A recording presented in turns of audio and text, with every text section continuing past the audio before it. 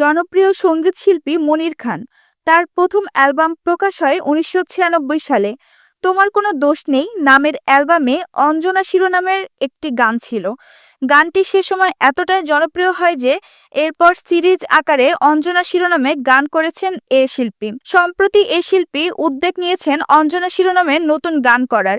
জানিয়েছেন বছরের প্রথম দিনে প্রকাশ করতে যাচ্ছেন অঞ্জনাকে নিয়ে নতুন গান।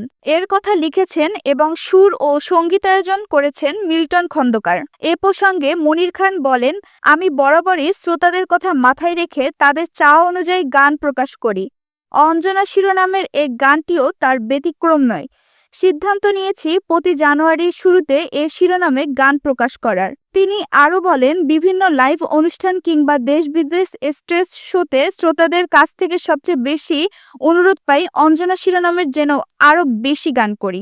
আমার দৃঢ় বিশ্বাস নতুন গানটি ভালো লাগবে সবার।